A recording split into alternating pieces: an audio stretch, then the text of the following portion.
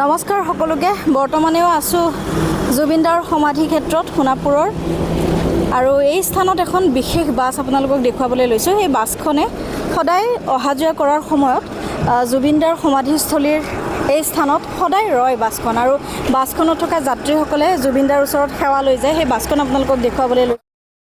এইখন হৈছে বাছখন আৰু বাছখন গুৱাহাটীৰ পৰা যোৰহাট অভিমুখে যাবলৈ ওলাইছে আৰু এনেকৈ যাওঁতে সদায় এই সমাধি ক্ষেত্ৰত জুবিনদাৰ এই সমাধি ক্ষেত্ৰত সেৱা লৈ যায় তেখেতসকলে।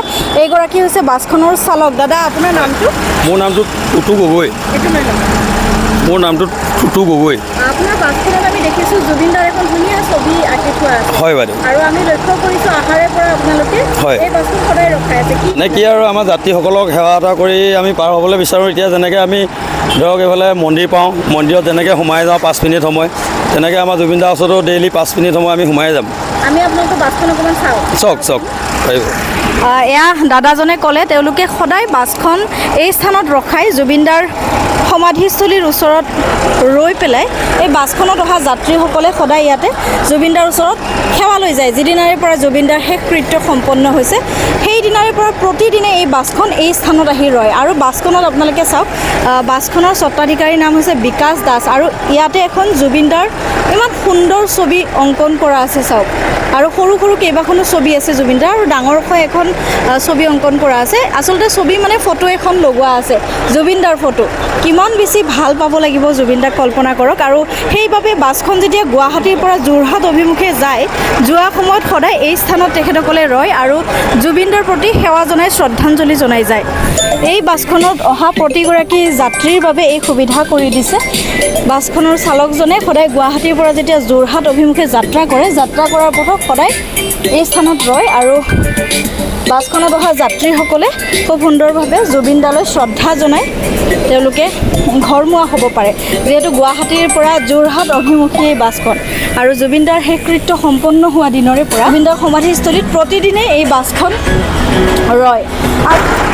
আৰু এনেদৰে এতিয়া জুবিনদালৈ শ্ৰদ্ধা জনাইছে এই বাছখনৰ স্বত্বাধিকাৰীৰ লগতে এই বাছখনৰ চালকগৰাকীয়ে।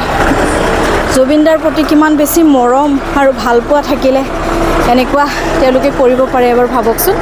প্ৰতিদিনে তেওঁলোকে যেতিয়াৰ পৰা জুবিনদাৰ শেষকৃত্য সম্পন্ন হৈছে সোণাপুৰৰ এই স্থানত, সমাধি ক্ষেত্ৰৰ এই স্থানত বাছখন প্ৰতিদিনে ৰয় আৰু বাছৰ যাত্ৰীসকলৰ লগতে বাছৰ চালকজনে গৈ জুবিনদালৈ সেৱা জনাই শ্ৰদ্ধাঞ্জলি জ্ঞাপন কৰে আৰু যোৰহাট অভিমুখে ৰাওনা হয়। এয়া তেওঁলোকে জুবিনদালৈ শ্ৰদ্ধাঞ্জলি জনাই আহিছে আৰু এয়া বাছখনত উঠিবলৈ লৈছে যাত্ৰীসকল। পুনৰ তেওঁলোকে যোৰহাট অভিমুখে যাত্ৰা আৰম্ভ কৰিব। এয়াই হৈছে জুবিনদাৰ প্ৰতি থকা মৰম আৰু ভালপোৱা। এয়াই তেওঁলোকৰ মৰম। আৰু বাছখনৰ আপোনালোকে যদি মন কৰে, ডিজিটেল প্লেট এখন গৈ আছে, তাত লিখা আছে জয় জুবিনদা তুমি অমৰ হোৱা। ঠিক আছে, জয় জুবিনদা তুমি অমৰ হোৱা বুলি বাছখনৰ এই ডিজিটেলি যে গৈ আছে এই প্লেট এখন চাওকচোন সন্মুখত, ইয়াতে লিখা আছে জয় জুবিনদা তুমি অমৰ হোৱা। এনেদৰে এতিয়া জুবিনদাৰ অনুৰাগীসকলে জুবিনদালৈ শ্ৰদ্ধাঞ্জলি জনাইছে, সেৱা জনাইছে আৰু তেওঁলোকে এয়া যোৰহাট অভিমুখে যাত্ৰা আৰম্ভ কৰিছে গুৱাহাটীৰ পৰা। এয়াই হৈছে জুবিনদাৰ প্ৰতি থকা মৰম আৰু ভালপোৱা।